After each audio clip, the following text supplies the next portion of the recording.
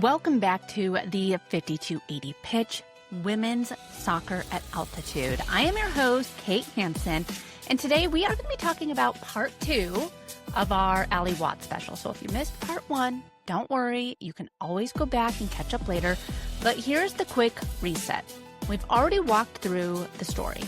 Colorado Springs kid, Pine Creek High School, Texas A&M star, stops in North Carolina, stops in Orlando, a championship-winning chapter actually with the Orlando Pride, and then that full circle moment of becoming the first ever signing for Denver Summit FC, the NWSL's new club right here in the Mile High City. So part 1 was all about the journey of Allie Watt, the roots, the identity, the emotional weight of being a hometown player and becoming the face of the expansion team. And today, we are flipping to the other side of the notebook because here's the thing. Signing a hometown hero is beautiful, right? It's poetic. It sells tickets. It makes kids and fans believe. But expansion clubs don't win games on sentiment alone. Unfortunately, you still need the football to work. The tactics have to make sense. The numbers have to back up the story. So in today's episode, we are going to ask a different set of questions. So what do the stats actually say about Allie Watt's game? How do those numbers translate into on-field impact, especially for a brand new club here at Altitude? And what are some of the risks if Denver Summit leans too heavily on her? And finally, last but not least, if all things go right in 2026, what kind of season can we realistically expect from her? So think of part 1 as origin story, part 2 as the scouting report plus future forecast. Same player, same narrative, but now we're zooming in on details that coaches, analysts, and frankly, obsessive fans like you and me think about when we are imagining how this team is actually going to play. Because when you start to peel back the layers of Watt's game, you see a very specific picture. A forward who lives in the transition game. A player with super high shot volume, a strong non-penalty XG per 90, someone who can be a carrier, a finisher, and occasional creator, and last but not least, a forward who doesn't just stand around when the team loses the ball. She defends from the front. That's not the recipe for just fun to watch soccer. That is a template for how you build an expansion team's identity. So in a little bit, we're going to talk about how that translates into Denver Summit FC style, what could go wrong if the supporting cast isn't there, and why this signing matters for Colorado and the broader NWSL ecosystem. But before we get into any of that, I want to do something that's kind of my favorite part of these deep dives. I want to walk you inside her game. Not just Allie is fast or Allie scores. We all know that, right? I want to talk about when she runs, where she runs, how often she shoots, where she defends, and what her per 90 numbers whisper about her habits and why those habits are exactly what you want when you're building a club at elevation with a blank tactical canvas. Here's something that I want you to keep in mind as we start to do a deep dive into Allie Watt. So her signing is not just the homecoming story, right? We talked about that last episode, but it is a blueprint. And the data, the on-field tendencies, the way she moves and presses, all of it gives Summit FC a ready-made identity to build around. We are going to talk about that. We're going to talk about transition, shot volume, versatility, defensive work rate. We are going to unpack what the stats reveal about her play style and honestly why us Summit fans should be feeling very, very optimistic. All right, so let's head into the locker room and take a look at the game behind the highlight clips. I want you to we're going to step into this segment here, kind of like a film session with the coaching staff. So the jerseys are hanging, the projector's humming, the staff has clicked together every touch Allie Watt has had across her last few seasons. But instead of watching in silence, we're going to watch it together. And I want to watch it through the lens of her underlying numbers. So let's start with the big picture. If you look at her statistical profile, especially in recent seasons, a few things jump out immediately. She is taking a lot of shots relative to minutes played. To her non-penalty expected goals per 90 is high. We're talking about a top tier among forwards. She is involved in progressive carries and carries the ball into dangerous areas. And something that I really admire about her game is her defensive actions. So her tackles, the pressures, blocks, even some of the aerial work. They're not an afterthought. They are very, very meaningful and impactful. And if you're someone who does not live in the spreadsheets, don't worry. I want to talk about all this and translate it into human language, starting with what might be her most defining trait. So her transition offense and stretching defenses. When I say transition offense, what I really mean is this. It's those moments when the orderly shape of a game explodes. So a center back takes a heavy touch, a holding mid misreads a pass, a fullback maybe is caught high and suddenly there's 40 yards of green grass behind him. That right there is where Allie Watt thrives. That is where she feasts. Her high progressive carries and the way she consistently drives the ball forward tells us she's not waiting for a perfect pattern of play. She doesn't need 50 passes and a pristine cutback to become dangerous. She can catch you when your shape is broken, when your legs are heavy, and when the game gets messy, and turn those moments into chances.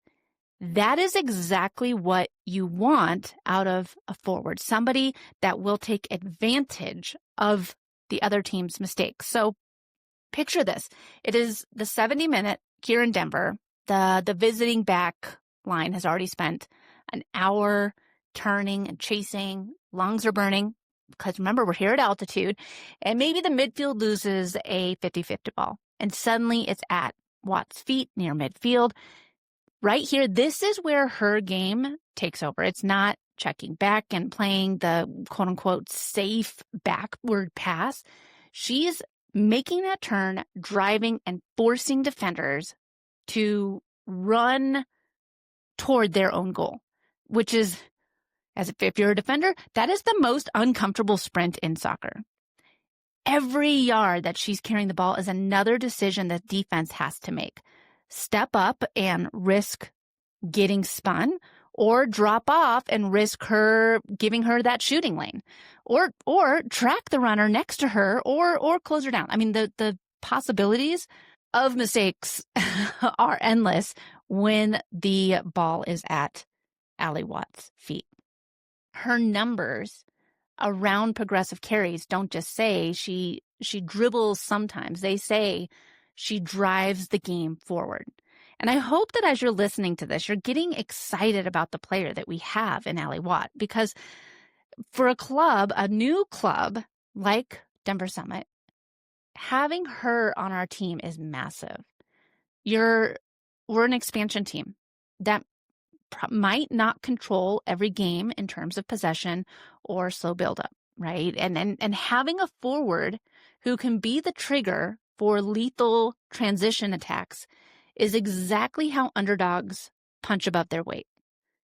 This right here is where the altitude of Denver comes back into the story. Colorado players grow up understanding that the air is thinner. Opponents feel it in late matches, but that advantage only matters if you have players who can still run at full speed in minute 80. Watt's entire profile, the sprints, the carries, the repeat runs, it fits perfectly into what we're doing here, that we're still going to get you when you're exhausted identity. And from a tactical standpoint, this component of our game means the Summit can sit a bit deeper at times and invite pressure, knowing that they have that outlet player. They can press high selectively, like knowing that if they win the ball, Watt will immediately turn it into chaos. We can exploit opponents who try and play an expansive possession-heavy style without defensive security. So in other words, her transition threat gives Denver permission to play a dynamic, vertical brand of football without being reckless. Now, I want to talk about shooting because not just the one amazing goal that you saw in a clip, but her shooting that she's doing week in and week out, because some forwards have one or two headline seasons and then fade. They're highlight reels that's why they're called highlight reels. They look incredible, but the underlying numbers, they tell you they're relying on low percentage shots, the miracle finishes, the moments that just don't repeat over time. But that's not the story with Ally Watt. Her non-penalty XG per 90 and her shot rate tell you something very specific. She's getting into good positions and doing it often. Those metrics don't spike for a month and then vanish. They tend to stabilize over time. If you're consistently near the top of those categories, it is because your movement and your instincts are generating dangerous looks on a regular basis. And here's the key. She doesn't need perfect service to make it happen. I want you to think about the type of forward who's invisible until the perfect cross arrives at the back post. They're useful, sure, but dependent, right? And Watt's game is more self-starting than that. She makes repeated runs in behind. She drives at defenders with the ball. She takes on tight shooting windows. She's not waiting for someone else to script the perfect chance for her. But it doesn't mean that she's wasteful. It means she understands something fundamental about being a forward in this league. If you consistently put yourself in the right spot, the goals and assists tend to follow over a full campaign. So what does this mean for the Denver Summit? It means they're not betting on someone who will give them one jaw-dropping goal every few months and then disappear the rest of the time. They're building this new team around a forward whose volume of threat is high. Think of it like a steady drumbeat that is not just a few, cymbal crashes. Over 90 minutes, that is exhausting to defend. Over a season, it adds up in real, tangible production. And for supporters, it means you're not just hoping she has, quote unquote, one of those days. You're walking into the stadium expecting her to ask questions of the defense in every single match. And one of the most fun things about analyzing Watt's game and doing this deep dive on her is realizing just how many ways that she can hurt you. So if you look at her actions on the pitch, where she receives the ball, where she dribbles the ball, where she shoots, who she's combining with, you don't just see a player who lives exclusively inside the penalty spot or glued to the touchline. You see a variety. She can lead the line as a central striker, living on the shoulder of the last defender. Or she can drift wide, especially to the left, and attack the box from the wing. Or she can drop slightly deeper as a secondary forward, linking play and running off a central line. So, and that honestly, if you have that versatility, that is a gift for any coach. So let's just say the Summit plays a 4-3-3 1 week. And the plan is to stretch a compact, low block defense.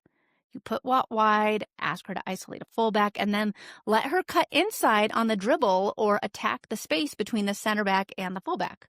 Next week, you're on the road to a team that loves to dominate the ball but leaves space behind. Now you move her central, and she's timing run after run in behind as your midfield looks to hit early passes over or through the back line. And then let's say another match, maybe you want to try out a 4-4-2 or a box midfield with two forwards. Pair her with a bigger target 9 or a false 9. And suddenly, she's the one attacking the space off their shoulder, reading flick-ons, running onto second balls. Underneath all those tactical shapes, her core traits stay the same. She carries, she shoots, she helps create chances, either directly or by forcing defensive rotations. That versatility is a nightmare for opposing coaches because it means you can't simply say, Allie Watt will be here. We just shut down that area. She moves. She moves on the pitch. She adapts. She changes her stripes depending on the game plan. For Denver, this unlocks something incredibly valuable. The ability to evolve over time without changing the foundational star. So they can tweak the structure, test different formations, and adjust to opponents, all while keeping the same primary attacking engine on the field. Now, here's a part of Allie's profile that I still think flies under the radar, even among plugged-in fans. And this is her defensive output.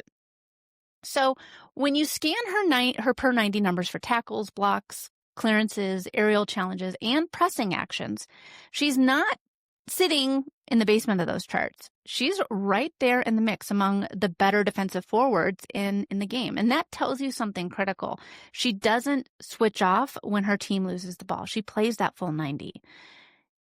In modern NWSL context, where so many teams build their identity around pressing and counter-pressing, and a forward who defends from the front is a non-negotiable.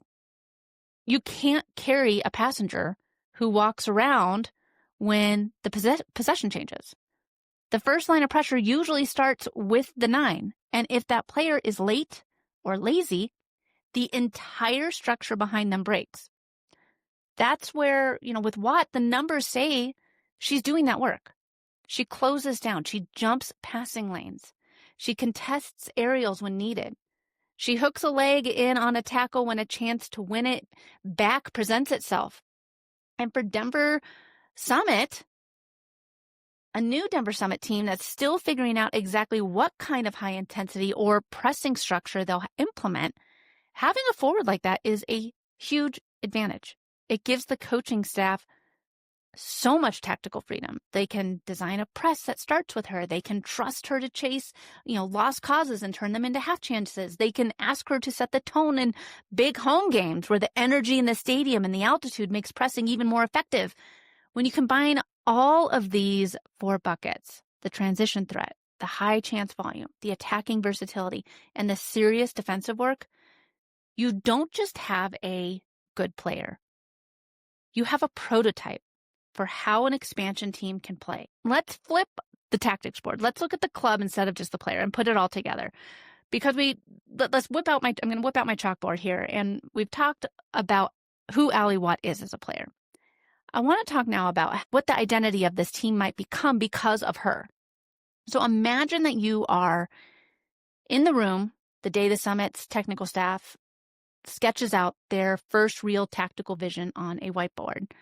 There is no, this is how we always played, because there is no always, right? This is a new team. There's just blank space, a few markers, and the reality of building a club from scratch. And if you list out what an expansion side might want in its very first signing, it probably looks like this. And I see a lot of similarities with what the signings that we've seen so far from the Summit, and similarly on the Colorado Avalanche. And bear with me here, because I think that they are going to try and build a similar team to what the Colorado Avalanche have done. I see a team that is going to be high energy. They're an attacking threat. Their ability to hurt teams in transition, the willingness to press, flexibility in different shapes, Watt checks every single one of those boxes. And from a purely footballing perspective, her signing gives Summit a launch pad for a style of play that is all of those things: aggressive, vertical, intense, and a very difficult, and all of that is very difficult to play against at altitude.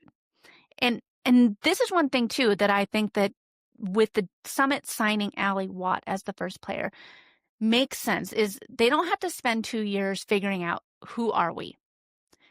They're going to look at her game and say, we're a club that runs, that stretches defenses, that makes you pay when you're sloppy. That doesn't let you play out of the, and that doesn't let you play out of the back comfortably, because she can create and she can finish.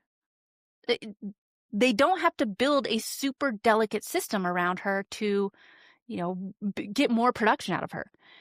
She doesn't need the ball laid on a silver platter. She's used to working for chances, making runs, chasing loose balls, pressing, carrying from deep. As a coach, that is liberating to have that type of player on your team. Now let's set tactics aside for a second and think about the symbolic side. This is a Colorado-born player with her soccer roots here and now becoming the first name tied to the franchise. It's not just smart. I talked about this in the last episode. It was very intentional.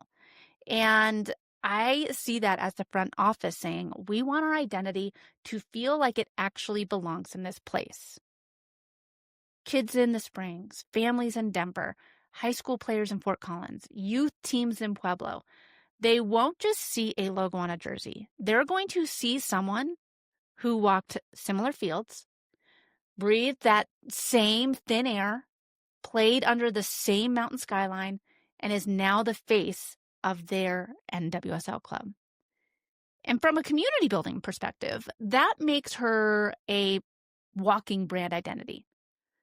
It's proof of concept that the pathway from Colorado youth soccer to the NWSL is possible.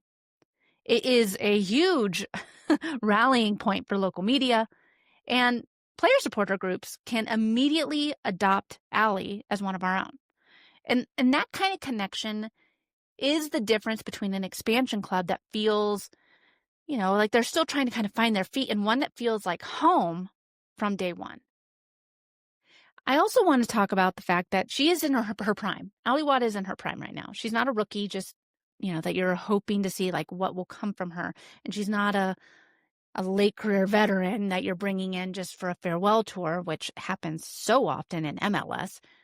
Allie is in that sweet spot. So she's experienced enough to trust, and she's still young enough to grow the club. So when Denver puts together their multi-year plan, Watt is that constant. It's who fits around her, who complements her pace, who can take advantage of the space that she's creating. The value there isn't just the goals and the assists. It is continuity and the ability to say, no matter what else changes, we know what we will get from Allie Watt. Now, there have been other signings, which we will get into some of those other signings that the Summit has signed since the Allie Watt signing. Everyone's going to get their time in the spotlight here on the show. And I don't want all of us fans and the Summit to lean too heavily on Watt, because I think that we've seen this with other NWSL teams over the years. Clubs that rely too heavily on one star attacker, and if that attacker or that star starts to stall, it can have a lot of very negative impacts. And Denver has to avoid becoming the Watt plus 10, team. For this to work, they need at least one or two other legitimate attacking threats to keep defenses honest. Who are those attacking threats? Who are those complementary pieces that Denver is going to build around Watt? And because as self-starting as she is, she still needs teammates who can make the right decisions. They have the ball, they find her midfielders who can slip her in early, fullbacks or wingers who can combine with her and drag out defenders out of position. Those players that can help keep possession long enough to give her decent looks instead of just constant half chances. So in a way, what Denver needs to bring in is creators, connectors, players who see her run half a second earlier than most. And even for someone who's been through different clubs and systems, joining a team that doesn't yet exist is unique. There's no established style. There's no locker room hierarchy. There's no, this is how we do things here. Watt is going to be helping create all of that while also carrying the pressure and the spotlight of being the very first signing and hometown star. That's a lot. And there may be a gap between the team of what the team is capable of in year one and what fans expect emotionally because of the story.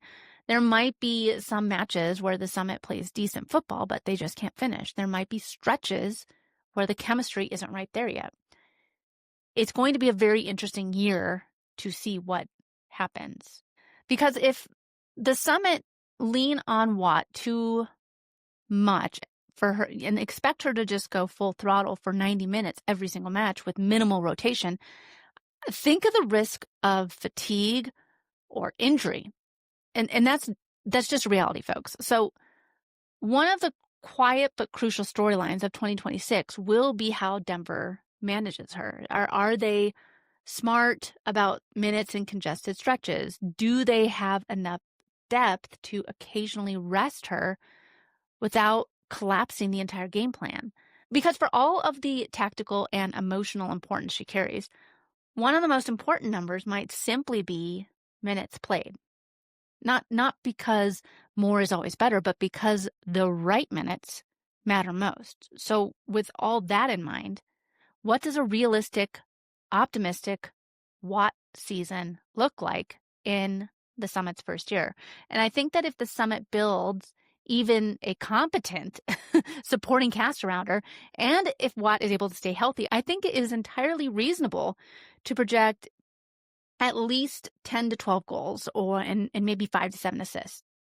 I think that Watt will have a place among the league's leaders in shots per 90 and expected goals. I think that kind of output would put her firmly in the conversation among the NWSL's top forwards, and not just because of the raw numbers, but because of the way that she will be driving the team attack. And I think that as a role, we should expect her to be the primary striker, the lead forward, the first name you write on the front line. I think that Watt will be the central figure in the Summit's transition approach. The pressing trigger in many game plans, especially at home, is going to run through Watt because she is so fast, because she has trained at altitude. And off the field, obviously, she's going to be a central marketing and community pillar, right? In ads and video content and youth events. As these signings continue to come in, her job might be easier or harder depending on the fit, but the project being built around her isn't changing. For the first few years, I believe that Watt is the baseline, that this is what the Summit attack looks like. All right, so let's zoom all the way out here. It's not just about one forward and one club. Her signing says to Colorado that we have this home, a home that is willing to invest in, highlight, and build around players who grew up here. And that, I think, is really cool. It's huge for youth development, for retention of talent, and for growing the women's game here regionally. I think that her story is a reminder of why we love this sport. It's not just trophies or stats. It is the arcs that feel almost too poetic to be real.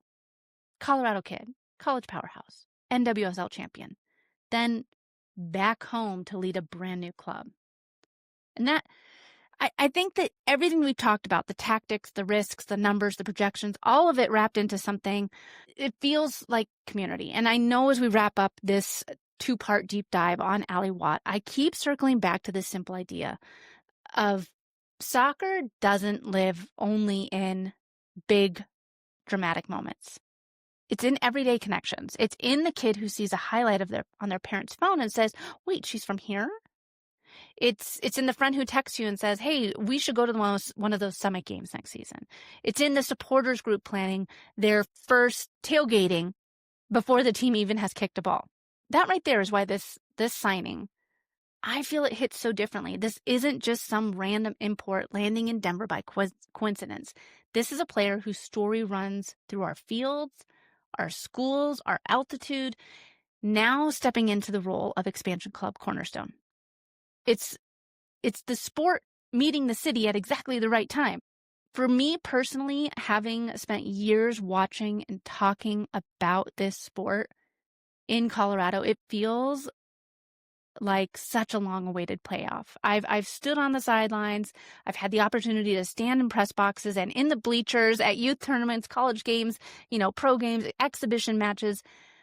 That feeling every single time that Colorado had the passion and talent to support a top-level women's club is finally here. So if you're listening right now, I want you to remember something.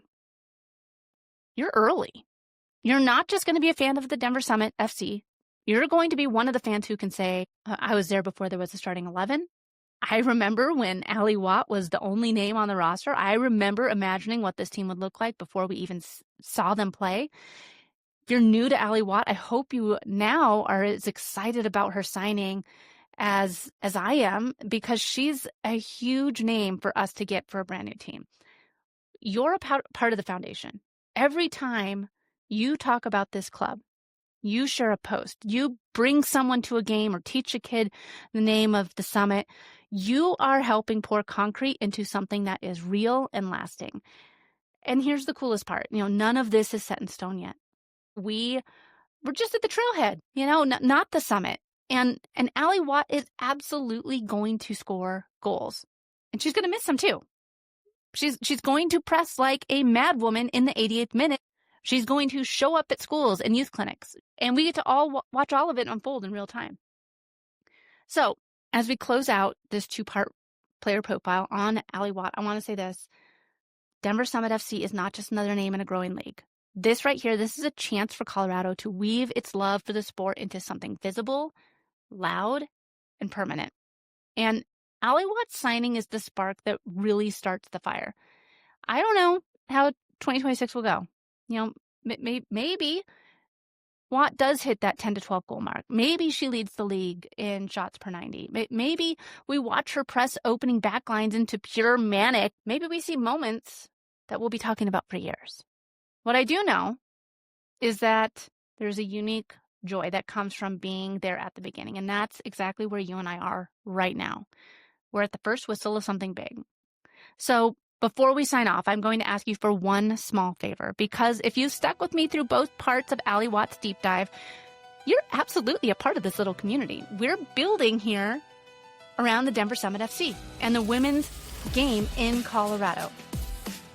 If you've enjoyed this episode, if you've learned something, if you felt that little jolt of excitement picturing Watt leading the line in 2026, make sure you go ahead and hit that subscribe button. It matters more than you think. It also tells the algorithms and the broader sports world that women's soccer deserves a spotlight, especially here in Denver. It says, hey, there's something happening here in the Mile High City, and it's worth paying attention to. So subscribe, follow, share with a friend who is getting curious about the NWSL, or with that one person who's been complaining for years that Colorado didn't have a team. Invite them in. Let's build this thing together, because like I said before, this is just the beginning. And trust me, you do not want to miss what's coming next. Be sure to tune in to the next episode. We're going to be diving into some more player profiles before the season kicks off so that you can find your favorite player on the Summit and learn a little bit more about this starting 11 that will be taking the field for your 2026 Denver Summit kickoff at Mile High Stadium. All right, that's it for today's episode of the 5280 Pitch, Women's Soccer at Altitude.